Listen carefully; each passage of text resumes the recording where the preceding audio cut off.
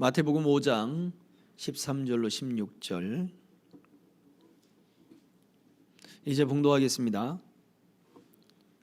너희는 세상의 소금이니 소금이 만일 그 맛을 잃으면 무엇으로 짜게 하리요? 후에는 아무 쓸데없어 다만 밖에 버려져 사람에게 밟힐 뿐이니라. 너희는 세상의 빛이라. 산 위에 있는 동네가 숨겨지지 못할 것이요 사람이 등불을 켜서 말 아래에 두지 아니하고 등경 위에 두나니 이러므로 집안 모든 사람에게 비치느니라.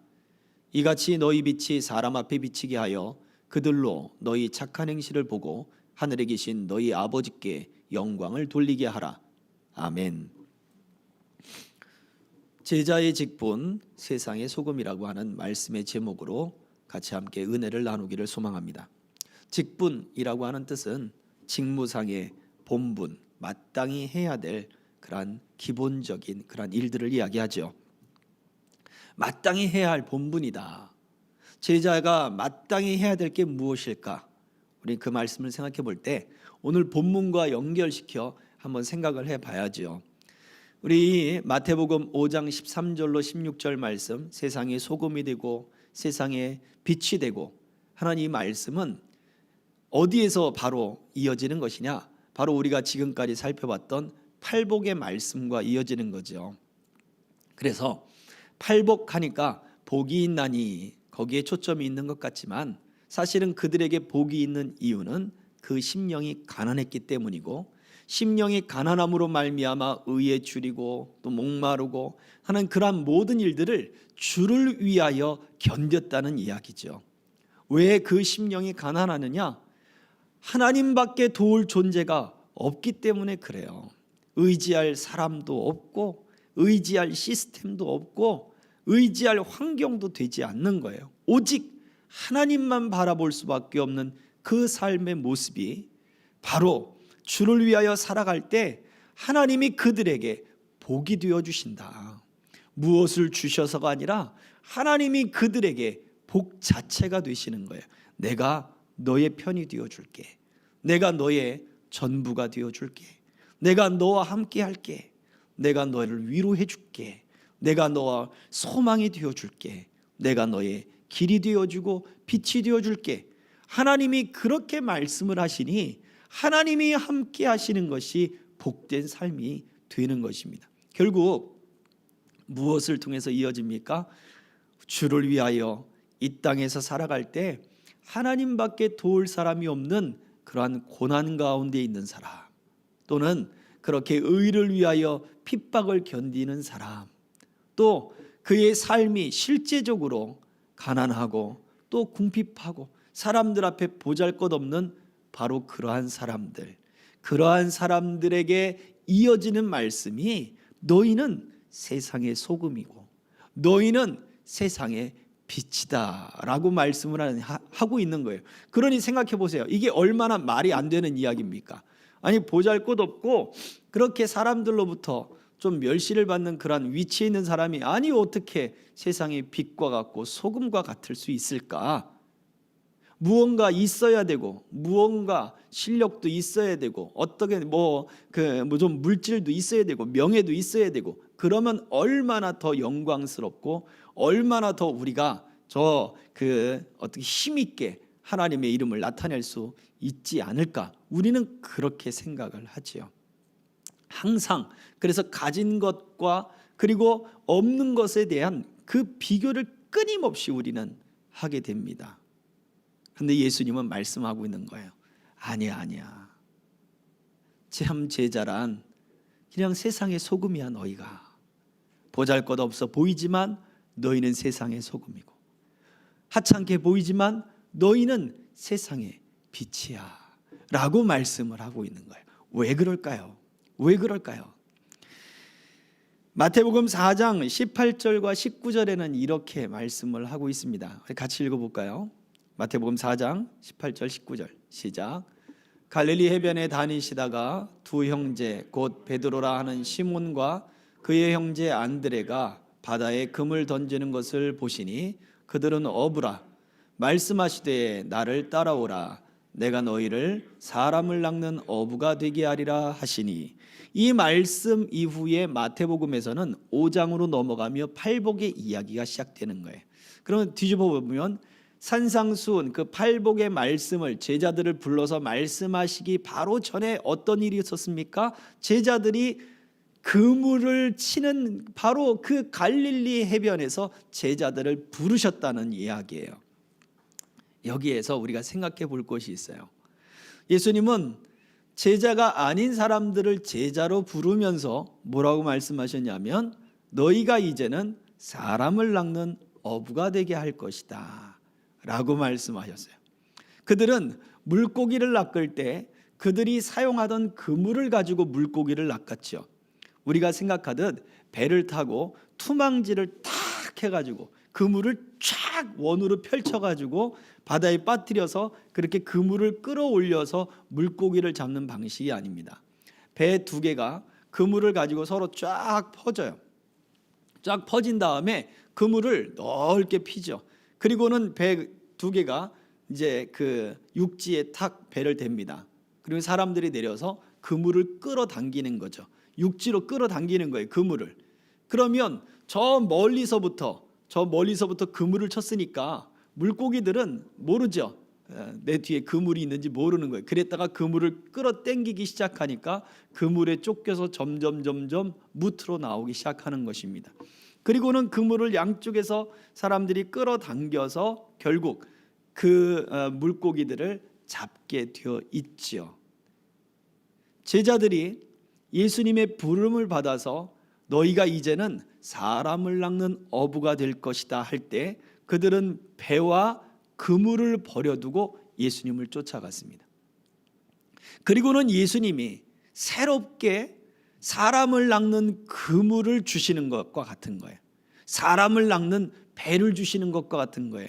그것이 무엇입니까? 바로 그것이 너희가 세상의 소금이고 너희가 바로 세상의 빛이다 라고 하는 거예요. 그들은 여태 그들이 물고기를 잡던 그물을 버려두고 이제는 세상의 빛으로, 세상의 소금으로서의 그 그물을 잡아야 되는 거예요. 영적 그물은 바로 그들이 소금이 되어야 되는 것이고 바로 그들이 빛이 되어야 되는 거예요. 그것이 사람을 낚는 어부의 도구요, 바로 제자된 바로 직분의 모습이라고 하는 거예요. 사람들은 우리를 향하여, 예수를 믿는 사람들을 향하여 바로 저 사람들이 어떻게 예수를 믿는가, 그것들을 바라보고 있다는 사실을 우리는 기억해 볼 수 있어야 합니다. 생각해 보세요. 사도행전에 안디옥 교회가 등장을 하는데, 안디옥 교회는 바울 사도가 세운 교회가 아니에요. 바울 사도가 비로소 안디옥 교회에 바나바의 초청으로 인해서 교사가 되고 그곳에서 함께 말씀을 나누고 또 그곳에서 함께 하나님의 은혜 가운데 살아갈 때 사람들이, 교회 다니는 사람들이 말하는 것이 아니라 믿지 않는 사람들이 말을 하는 거예요. 저들이 그리스도인이다. 성경의 최초로 비로소 그리스도인이다 라고 말을 하는 그 말씀은 바로 여기에서 등장합니다. 사람들은 우리를 보고 있어요. 우리로 하여금 어떻게 하나님을 생각하게 만드는가, 예수님을 어떻게 생각하게 만드는가, 그것은 바로 우리들의 모습을 보고 그렇게 생각하고 그렇게 판단하게 된다라는 거예요. 우리가 물고기를 가지고 아니면 어떤 구원론을 달달달달달달 외운다고 해서 그 구원론을 가지고 또는 사형리를 가지고 여러 가지 전도의 도구들이 있잖아요. 그런 도구들이 나쁘다는 건 아니에요. 반드시 필요합니다. 우리가 복음을 증거할 때 어떤 논리적으로, 그리고 또 우리 안에 있는 확신 있는 말씀을 증거할 수 있는 도구들이 되기도 해요. 그러나 그 말들이, 그러한 어떠한 도구들이, 전도의 도구들이 사람을 변화시킨다, 그것은 아니에요. 성령이 역사하면 변화가 되기도 해요. 그러나 성령이 역사하지 않는 그러한 도구들은 전혀 도움이 되지 않는 도구들일 뿐이에요. 사람들이 귀찮으니까 예 그렇게 하는 것이고, 또 마음이 약한 사람들은 그냥 어떤 청년이, 어떤 사람이 자기를 붙잡아서 이렇게 뭐 지금 영접 기도를 해야 된다, 그러니까 귀찮으니까 따라 해주고 막 그런 사람이 있어요. 마음이 강한 사람은 그러잖아요. 귀찮습니다, 싫습니다, 그러고 그냥 가죠. 그러나 마음이 약한 사람들은 그냥 다 따라서 해주는 거예요. 근데 그런 사람이 과연 구원받았다라고 말을 할 수 있는가? 물론 그 중에 성령께서 역사하시면 구원받을 수도 있지요. 그러나 대부분의 사람들은 그렇지 않은 경우가 많은 것입니다. 결과적으로 무슨 이야기를 하고 있습니까? 우리가 세상의 소금과 세상의 빛이라고 하는 것은 예수님이 우리에게 주신 제자의 직분, 마땅히 해야 할 그러한 도구요, 그리고 마땅히 해야 할 일이라고 하는 거예요. 그것으로 우리는 세상의 바다에 그물을 치는 것과 같은 거예요. 그리고는 배에 대고 육지에 대고, 그리고 그 양쪽에서 그물을 끌어당김과 같이 소금과 빛이 되어서 세상에 그 있는 그 영혼들, 그 사람들을 주님께로 이끌어내는, 무트로 이끌어내듯 그렇게 하나님께로 이끌어내는 그 직분이 바로 소금과 빛의 직분이다 라고 하는 거예요. 오늘 저와 여러분들이 그래서 첫 번째 시간은 바로 우리가 소금의 그 직분을 감당할 것인가에 대한 부분입니다. 자, 왜 소금이 그렇게 그물과 같은 역할을 하게 될까? 소금은 녹잖아요. 그 소금을 집어넣으면 되돌릴 수가 없어요. 설탕을 넣겠다고 하얀 가루를 넣는데 알고 보니 그게 소금이에요. 이미 들어간 소금은 어떻게 합니까?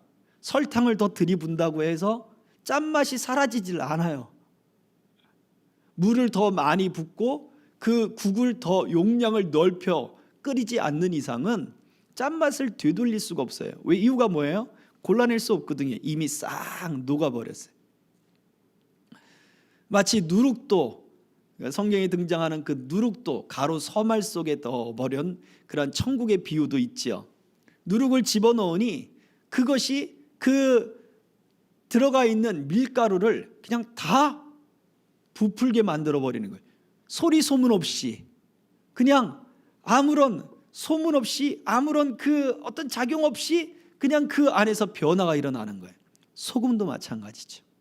소금도 별 볼 일이 없는 것 같고 작고, 그리고 이렇게 한 줌같이 그냥 뭐 그렇게 보이지만 그것이 들어가면 동시에 녹아지면서 그냥 그 통 안에 있는 것들을 다 짜게 만들어 버려요. 이것이 소금의 영향력이에요. 별 볼 일 없다고요? 아닙니다. 그만큼 강한 영향력들을 가지고 있는 게 소금이에요. 그러니 너희는 세상의 소금이다 라고 말씀을 하고 있잖아요. 얼마나 놀라운 말씀입니까? 우리가 의를 위하여 고난을 받았던 선지자들의 이야기를 예수님이 하셨어요. 나를 위하여 핍박을 받는 자, 그들은 하나님이 이미 그들에게 복을 줄 것인데 이미 선지자들도 그와 같이 고난을 받았다 라고 하는 그 말씀이 팔복의 말씀과 이 소금의 말씀 사이에 있잖아요. 마찬가지로 어찌 보면 이 선지자들은 그 땅, 하나님이 가나안 땅, 이스라엘 백성들에게 주시기로 한 그 땅에서의 소금과 같은 역할을, 영향력을 행사했던 사람들입니다. 캄캄한 하나님을 배반하고 그리고 신앙이 어두워졌던 바로 그 지역에서 이 선지자들은 소금과 같은 역할을 하므로 그 하나님의 그 향한 믿음과 신앙이 꺼져가지 않게 하고 이스라엘 백성들을 하나님께로 계속해서 이끌어 나가는 그러한 영향력들을 펼쳐 나갔어요. 참 아이러니한 것은 엘리야 시대에 북쪽 이스라엘 사람들, 그 백성들인 그 바알을 섬기고 아스타롯을 섬기는 그러한 우상 숭배가 만연했습니다. 엘리야는 나 외에 하나님을 향한 열심을 가진 사람이 없습니다. 나 외에 하나님을 믿는, 하나님을 섬기는 사람이 없습니다 라고 말을 할 정도로 그렇게 모든 사람들의 신앙이 드러나지 않았어요. 그러나 하나님은 바알에게 무릎 꿇지 않은 7천인을 내가 남겨놨다고 했죠. 그런데 더 놀라운 것은 그 북이스라엘을 중심으로 선지학교가 생겼다는 거예요. 엘리사가 등장을 할 때 선지학교가 생겨나는데 엘리사가 만들었다고 보기 어려운 거예요. 이미 그 전에 선지 생도들이 엘리야를 보고 엘리사를 보고 엘리야가 하늘로 올라갈 것을 압니까? 따라다니면서 이야기를 하거든요. 이미 선지자 학교가 존재하더라는 거예요. 놀랍죠. 분명히 바알 신앙으로 가득 찼던 그러한 곳인데 하나님의 선지 생도들이 바로 존재했다는 거예요. 이 놀라운 일이 아닐 수 없어요. 누구 때문에? 바로 그 캄캄한 시대에 소금과 같은 역할을 했던 선지자들 때문에 그렇지요. 비단 엘리야뿐이 아닙니다. 성경의 구약성에 등장하는 바로 그러한 주를 위하여 고난을 받고 하나님의 의로 가득 찼던 그 선지자들이 있던 바로 그들을 통해서 그러한 영향력들이 펼쳐져 나갔습니다. 바벨론 포로가 되었던 그 포로 기간에 다니엘도 등장하고 에스겔도 등장하고 이 느헤미야도 등장하는 그 이유는 바로 그 유다가 멸망하기 전에 있었던 선지자들의 시대가 있었기 때문에 그래요. 그들을 통하여서 우리가 그 세리 퀴즈, 연합 퀴즈 이렇게 이야기를 하잖아요. 퀴즈가 아니라 키즈. 박세리 그 IMF 시대의 박세리 선수의 그 골프 그 맨발로 그 호수 안에 들어가서 골프를 쳐서 그 우승을 했던 그 장면을 보고 성장했던 아이들, 물론 그 장면을 보고 어른들이 부모들이 너도 골프 배울래? 그래서 배웠던 사람들이 한국 골프계의 부흥을 일으켰고 지금도 여전히 한국 여자 골프 세계적으로 알아주는 골프가 되었던 이유가 거기에 있고 또 김연아 퀴즈 해가지고 김연아 선수가 올림픽에서 우승하는 걸 너도 피겨 해볼래? 해가지고 배운 그 아이들이 지금 한국에 피겨 선수들이 몇 되지 않고 피겨 전문 링크장도 없는데도 불구하고 지금도 세계에서 메달을 따내는 그런 일들이 벌어지고 있죠. 그런 영향력들인 거예요. 선지자들의 소금의 영향은 바로 그와 같았습니다. 그래서 오늘날 저와 여러분들에게 말씀하고 있는 예수님의 말씀은 오늘 본문 말씀이 놀라운 거예요. 너희는 세상의 소금이다.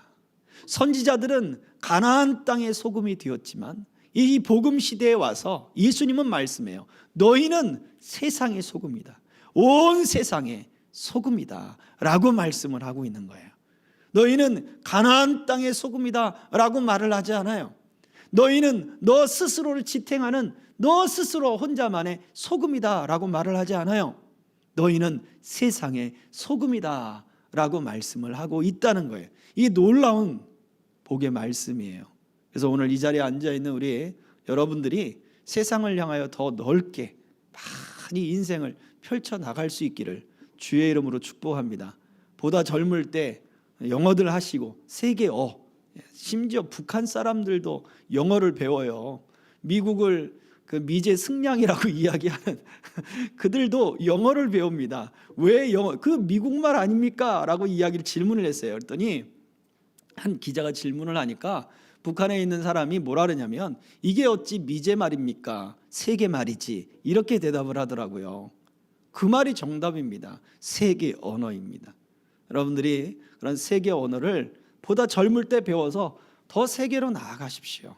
보다 많은 사람들을 사귀고 또 많은 영향력들을 여러분들이 펼쳐나갈 수 있기를 그렇게 주의 이름으로 축복합니다. 왜냐하면 세상의 소금이라고 했잖아요. 한 가정에만 머무지 마시고 한 동네에만 머물지 마시고 한 나라에만 머물지 마시고 여러분의 인생을 세계 가운데 더욱더 하나님이 기회를 열어주시는 대로 또 여러분들이 스스로 인생을 개척해 나가며 여러분들이 그렇게 하나님 앞에 복된 일꾼들 다 되기를 주의 이름으로 축복합니다. 그래요. 그래서 우리가 좋은 소금이 되는 조건이 뭐냐 이 말씀을 하려고 합니다. 첫 번째, 드디어 저 화면에 첫 번째, 자신에 대해서 복음의 소금을 두고 있는가.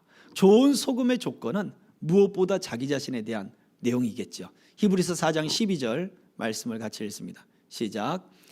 하나님의 말씀은 살아있고 활력이 있어 좌우에 날선 어떤 검보다도 예리하여 혼과 영과 및 관절과 골수를 찔러 쪼개기까지 하며 또 마음의 생각과 뜻을 판단하나니. 그렇습니다. 마음을 꿰뚫는 거예요. 하나님의 말씀이, 복음이 마음을 꿰뚫고 있느냐? 근데 누구의 마음을? 판단자가 아니라 바로 자기 자신의 마음을 말씀이 내 영혼을 꿰뚫고, 말씀이 나를 변화시키고, 말씀이 내게 도전해주고, 말씀이 내게 감동을 주는 그 감동이 내 안에 여전히 있느냐라는 거예요. 여러분, 말씀을 듣고 감동을 받은 때가 언제입니까? 지난주입니까? 한 달 전입니까? 우리는 매일같이 하나님의 말씀으로 감동이 되어져야 되는 거예요.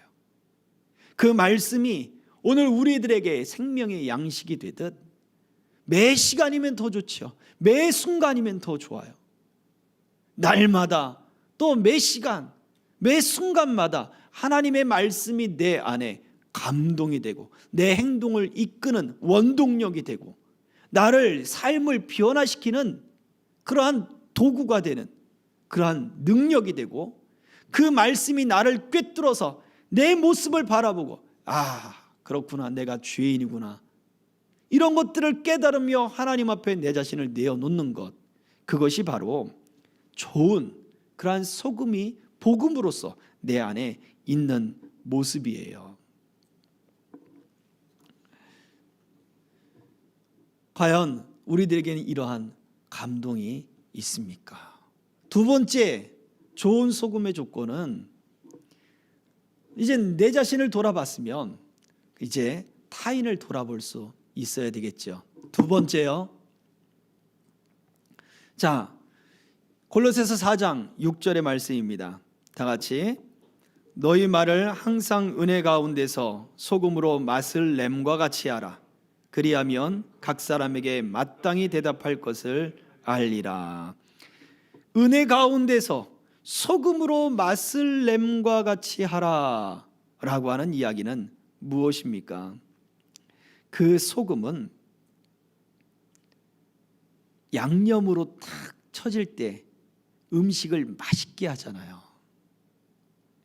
그것처럼 우리가 사람들과 대화하고, 사람들과 이야기하고, 사람들과 사귀고, 사람들과 교제하고, 우리가 거하는 모든 가정이든지 직장의 공동체든지 아니면 교회든지 아니면 무엇을 하든지 바로 그 자리에서 과연 우리는 사람과의 관계 속에 선한가라고 하는 모습이에요. 선하다는 이야기는 착하다는 이야기가 아니죠. 선하다는 이야기는 하나님 앞에 바른가에 대한 이야기예요. 또 선하다는 이야기는 선한 존재가 되어야 될 뿐만 아니지만 선한 행동을 해야 되는 거예요. 하나님 앞에 바르다면 하나님 앞에 바른 행동을 해야지요. 마가복음 9장 50절도 이렇게 우리들에게 말씀을 하고 있습니다. 같이 읽습니다. 시작.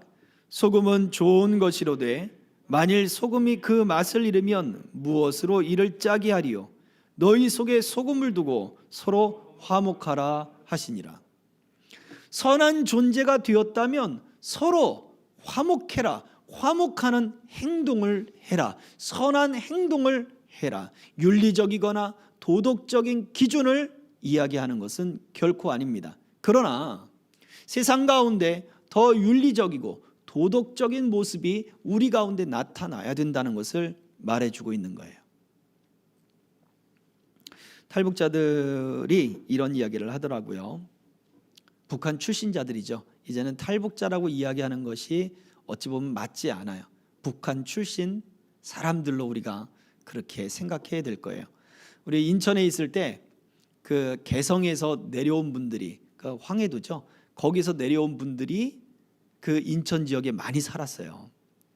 그리고 그 강화도, 또 뭐 그 위에 있는 그 교동도, 이런 쪽에 황해도에서 내려오신 분들이 많이 살거든요. 개성하고 가깝고 6.25 때 내려오신 분들이 많으니까. 그분들 또 평안 더 위쪽에서 6.25 전쟁 때 내려오셨던 분들, 이런 분들을 우리가 북한 탈북자라고 이야기하지 않잖아요. 북한 출신 분들이라고 이야기하죠. 오늘날 물론 김정일 정권 또 김정은 정권 때 탈북해서 내려온 분들에게 우리가 사회적으로 쓰는 말이 북한 이탈자, 북한 세터민들 뭐 이런 이야기들을 쓰지만, 이제는 그런 말들이 차별적인 언어가 되기 때문에 이러한 용어들이 자꾸 바뀌어가고 있어요. 그런데 우리 입에 편한 거는 탈북자들, 이 말이 편하다 보니까 탈북자 해서 그렇게 이야기를 하고, 그래서 사회적인 차별들이 많이 생겨요. 그래서 북한 출신 주민, 북한 출신자, 우리라도 이렇게 바꿔서 부르는 것이 더 맞을 것입니다. 그런데 이분들이 하는 이야기가 있어요. 북한 출신 분들이 뭐라고 얘기하냐면, 저기 북한은 공산주의인데, 공산주의는 모든 것을 다 나눠 쓰는 거잖아요. 공산주의인데 지금 자본주의로 살고 있고, 이 남한은 자본주의인데 왜 사회주의로 살고 있느냐, 그런 이야기를 해요. 이것은 색깔론이 아니에요. 지금 북한에서는 경제적으로 어려워요. 배급이나 물자나 이런 것들이 제대로 보급되지 않는단 말이죠. 소련의 붕괴로부터 시작된 물자의 공급이 끊기고 난 이후로부터 자급자족, 자력갱생이라고 하는 말이 생겨났어요. 그래서 지금도 장마당이라고 하는 시장을, 자본주의 시장을 허락해 준 거죠. 심지어 의사가 한 달 월급이 1,700원 뭐 이렇다고 해요. 지금은 또 뭐 올랐을 수도 있겠죠. 북한 돈 1,700원인데 그 1,700원이라는 화폐를 어떻게 계산을 하느냐, 그걸 가지고 쌀 1kg를 못 산다는 거예요. 한 달 월급이. 근데 그것도 주지를 않는다는 이야기예요. 월급 받아본 적이 있느냐? 그럼 직장을 왜 나가냐 이거죠. 근데 더 재밌는 이야기는 하루 이틀 그 직장에 출근을 하지 못하잖아요. 그러면 4,000원의 벌금을 내야 된다는 거예요. 한 달 월급이 1,700원인데 하루 못 나가면 벌금이 4,000원이라는 이야기예요. 근데 차라리 벌금을 내고 안 나가겠다는 거예요. 왜? 장사를 하면 돈을 더 많이 받는다는 거죠. 그러니까 장사가 결국 밀수를 하거나 이런 것들이에요. 스스로 그렇게 살아가는, 그 철저하게 돈을 중심으로 사회가 지금 움직이죠. 심지어 밀수를 하는 것들도 다 국경을 넘어서 해야 되잖아요. 국경의 경비대들 다 돈 주고 하는 거예요. 그러니까 뇌물로 그들도 돈 받고 그 뇌물로 용서해주고, 잡혀 들어가도 돈 주고 풀려나고, 결국 그들의 사회는 공산주의, 모든 것을 다 공평하게 나눠 쓴다라고 하는 그런 공산주의인데도 불구하고 그들의 경제의 중심은 자본주의, 철저하게 자본주의 사상으로 돌아가고 있는 거예요. 돈 중심으로. 근데 한국은 어떻습니까? 한국은 자본주의 국가지요. 경제가 그래요. 자기 일한 만큼, 능력만큼, 힘쓴 만큼 경제적 그런 어떤 부를 얼마든지 우리가 누릴 수 있습니다. 그런데 그 부를 가진 사람이 사회적으로 무엇을 해요? 봉사를 해요. 사회적으로 기부를 해요.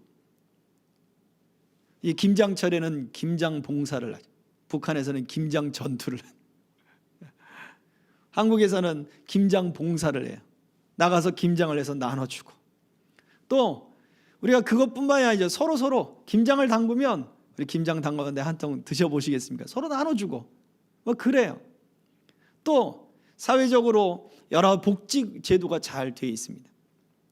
직장인들은 세금을 많이 떼어 나간다, 참 원망도 하고 또 불평도 하지만, 그러한 것을 통해서 사회 곳곳에 소외된 계층들에게 이러한 복지 제도가 펼쳐지고 있는 거죠. 물론 경계선에 있고 또 그 복지 제도를 제대로 다 어떤 균등하게 공평하게 이 복지 제도가 이루어지지 않기 때문에 또 원망이 있을 수도 있어요. 그러나 그것들은 계속해서 사회가 발전하고 사회가 성숙함으로써 계속 개발이 되어지고 수정이 되어지고 해 나가는 일들이니 우리가 북녘 땅에서 태어나지 않은 것이 우리에게는 감사한 일인 거예요. 여기가 천국인 거예요. 우리는 그것을 느끼지 못하고 살아갈 뿐인 거죠.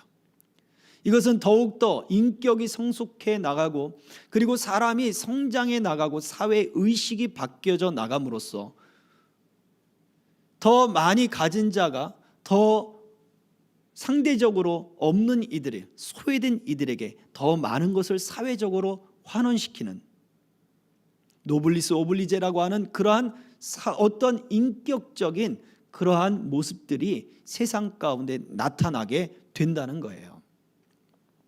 이것은 인격적으로 또 여러 가지 사회적으로 제도적으로 더 선진 국가가 된 그 국가들을 통해 우리는 얼마든지 이 모습을 발견할 수 있게 되는 것입니다. 자, 이것처럼 무엇을 이야기해 줍니까? 우리가 하나님 앞에 선한 존재라면 선한 행동을 해 나가야 되는 거예요. 인격을 성숙시키고 제도적으로 성숙시키고 윤리 도덕적으로 성장했던 그러한 모든 인격의 가장 높은 것은 하나님의 복음이요 하나님의 말씀이었어요. 이미 이 6,000년이라고 하는 이 성경의 시대 속에 하나님의 율법이 그 고대 사회에 있었던 함부라비 법전 이런 것들보다 더 뛰어난 하나님의 그 말씀과 율법이었고 도덕이었고 서로 인격의 존중이었고 사회 제도였어요. 이 모습을 볼 때 하나님이 우리에게 원하시는 것은 도덕적으로 세상이 떨어져 있으면 그것을 이끌어 올리는 것을 하나님은 원하시는 거예요. 우리는 다른 사람이 볼 때 제도적으로 착하거나 법적으로 문제없는 사람이 되는 것이 아니라 하나님 앞에 올바르고 하나님의 뜻을 세상 가운데 펼쳐내는 사람이 되는 것, 바로 그것이 우리가 좋은 소금으로서의 그런 직분을 감당하는 거예요. 그래서 마지막으로 세 번째 생각해 볼 것, 좋은 소금의 조건이라고 하는 것은 세 번째 이것입니다. 열왕기하 2장 21절입니다. 같이 읽어봅니다. 시작. 엘리사가 물 근원으로 나아가서 소금을 그 가운데에 던지며 이르되 여호와의 말씀이 내가 이 물을 고쳤으니 이로부터 다시는 죽음이나 열매를 맺지 못함이 없을지니라 하셨느니라 하니, 하나님이 말씀하신 거예요. 내가 이 물을 고쳤으니 다시는 죽음이나 열매 맺지 못함이 없을 것이다. 하나님이 말씀하셨어요. 여기가 어디예요? 여리고입니다. 여리고를 생각해 보면 이 물이 왜 써졌을까? 왜 거기에 죽음이 있고 고통이 있고 왜 거기에 아픔이 있었을까? 여리고라고 하는 것은 가나안 땅에 이스라엘 백성들이 최초로 건너 들어가 전쟁을 펼쳤던 곳이 바로 여리고예요. 지금 엘리사의 셈이라고 있는 그곳이 여리고 성의 흔적 바로 앞에 있어요. 바로 지금 우리 교회의 지금 폭이 지금 얼마나 될까요? 이게 한 8m 정도 폭이 지금 예배당 우리 폭인데, 이 폭 요것만한 도로를 끼고 바로 그 건너편에 엘리사의 셈이 있단 말이에요. 무슨 이야기를 해요? 여리고를 정복한 다음에 여호수아가 외쳤습니다. 이 여리고를 성을 세우는 사람은 저주를 받을 것이다. 터를 닦을 때 큰아들이 죽을 것이고 문을 닫을 때 작은아들이 죽을 것이다.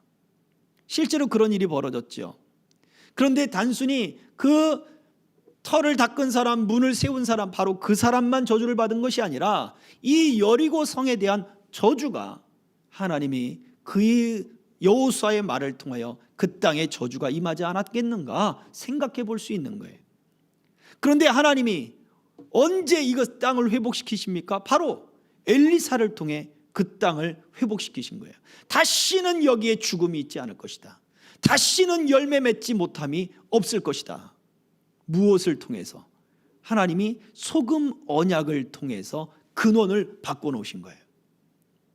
그 상징으로 부정한 것을 없애버리고 죄를 없애버리고 그 깨끗하지 못한 것을 없애버리는 그 상징으로 소금을 바로 그 물 근원에 갖다 부었다는 말이에요. 세 번째 이야기하는 이야기가 그것입니다. 과연 우리가 그리스도의 새로운 직분, 세상의 소금이라고 하는 직분이 되어서 얼마나 우리는 복된 세상의 축복으로서 우리가 쓰여질 수 있겠는가라는 거예요.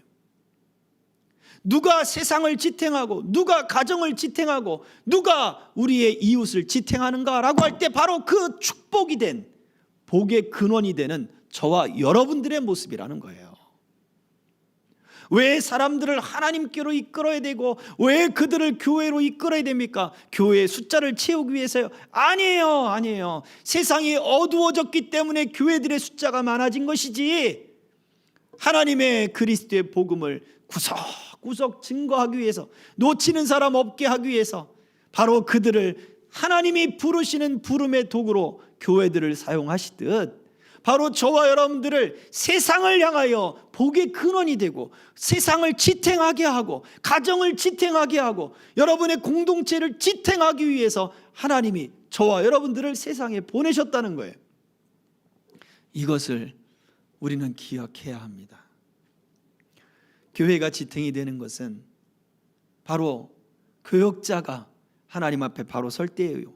교역자가 지탱이 되는 것은 성도가 하나님 앞에 바로 설 때예요. 서로에게 영향력을 끼치며 당신이 있어서 나는 참 복받은 사람입니다, 이게 돼야 되는 거죠. 가정에서도 마찬가지고 내 딸이어서 내 아들이어서 내가 얼마나 큰 복을 받았는지 몰라. 내 부모여서 내가 얼마나 큰 복을 받았는지 모릅니다. 내 형제여서 내가 얼마나 복을 받았는지 모릅니다.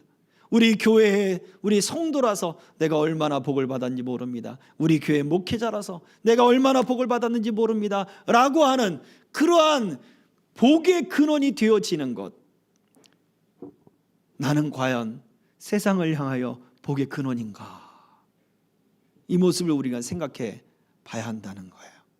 단순히 전도에 나오십시오, 청소에 나오십시오, 그게 중요한 게 아닌 거예요. 세상을 향하여 얼마나 복의 근원으로서 내가 서 있는가. 말씀을 정리하도록 하겠습니다. 구약의 레위인들은 이스라엘 가운데 흩어져 살았습니다. 그들은 성전을 중심으로 각자의 직무를 맡은 일들을 감당했지만 그들의 삶은 이스라엘 살고 있는 각 지역에 다 흩어져 살았던 거예요. 이유는 그들의 직무는 성전 중심의 직무였지만 복음의 직무는 그들이 흩어져 사는 지역에서 흩어져 있는 이스라엘 백성들에게 하나님께로 향하도록 그들의 믿음의 지탱이 되고 그들의 신앙이 지탱이 되어야 되는 것이 바로 레위인들의 직무였기 때문에 그래요. 오늘날 우리들의 복음의 새 직무가 바로 그렇습니다. 제자들이 물고기를 잡던 그물을 버려두고 예수님을 따라가 사람들을 낚는 어부가 되었듯 우리는 이제 복음의 새 그물을 잡아야 되는데 바로 그것이 세상의 소금이요 세상의 빛이라 말씀하시는 주님의 말씀입니다.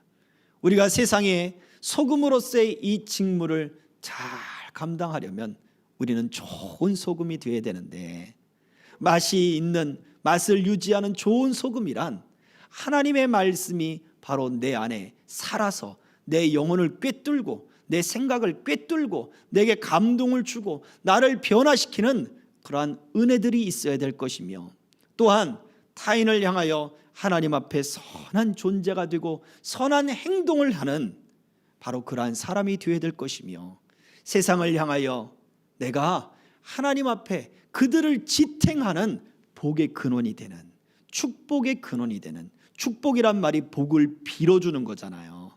여러분을 통해서 복을 빌어주는 그러한 존재가 되는 것, 이것이 바로 좋은 소금이 되는 것입니다.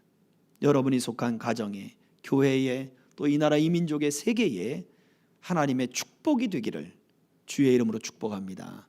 좋은 소금으로서 이 소금의 직무를 감당하여 많은 영혼들을 하나님께로 이끄는 이 복음의 직분을 잘 감당하는 우리 모두가 되기를 주의 이름으로 다시 한번 축복합니다. 우리 함께 기도하겠습니다. 참 좋으신 아버지 하나님, 감사합니다. 우리가 세상의 소금이라 말씀하신 주님, 소금이 없이면 사람의 생명이 유지될 수 없듯 우리가 그렇게 세상에 축복으로서 나타나게 하여 주옵소서. 세상에 볼 때 비록 초라하고 비루하고 보잘것없어 보이지만, 흙먼지 투성이에 하나님 그것처럼 보이지만, 우리는 복음의 그 직분을 새로 받았음을 기억하고, 어떠한 고난과 환난과 근심과 염려가 있다 할지라도 주를 위하여 살아가는 세상의 소금으로 세상의 복음의 맛을 나타내고 하나님의 언약을 나타내는 복된 이 직분을 잘 감당하게 하여 주옵소서. 우리가 복의 근원이 되어 하나님, 우리로 말미암아 가정이 지탱이 되고, 우리로 말미암아 자녀가 지탱이 되고, 우리로 말미암아 부모가 지탱이 되고, 우리로 말미암아 아버지 직장과 생업이 지탱이 되고, 이 나라 민족이 지탱이 되고, 온 세계가 하나님께 향하는 그러한 놀라운 역사가 나타나는 이 직분을 잘 감당케 하여 주옵소서. 우리로 하여금 주님이 동행하시고 칭찬하여 주시고, 이 직분을 잘 감당할 때 마르지 않는 샘물 같은 은혜가 더욱더 넘쳐나는 하나님 역사가 있게 하여 주옵소서. 열매 맺지 못하여 떨어지는 일이 다시는 없을 것이라, 죽음이 다시는 없을 것이라 약속하신 그 약속이 우리 삶 속에 하나님 이루어지게 하여 주옵소서. 주님 앞에 이 믿음으로 예물을 드린 손길 기억하시사 11조와 감사의 물과 각종 작정하여 드리는 예물들과 온라인으로 드린 예물들, 이름 없이 드리는 모든 예물들 하나님이 다 기억하시고, 저들의 생애 기업들이 복을 받게 하시고, 저들의 심령의 근심이 사라지게 하시고, 근심이 없는 복이 넘치게 하시고, 자녀들이 복이 받게 하시고, 무엇을 하든지 형통한 역사가 일어나게 하시며, 청년들의 기업과 학업과 생업이, 가정이 복을 받게 하여 주옵소서. 감사를 드리며 예수 그리스도의 이름으로 축복하며 기도하옵나이다. 아멘. 지금은 우리 주 예수 그리스도의 은혜와 아버지 하나님의 크신 사랑과 성령님의 감동, 감화, 교통, 역사하심이 복음으로 세상의 소금이 되어 그 세상을 지탱하는 그 근원이 되기를 소망하는 남녀 종들 머리 위에, 저들의 가정과 생업 위에, 이 나라 이민족 위에, 선교사님들 위에 이제로부터 영원토록 항상 함께 있을지어다. 아멘.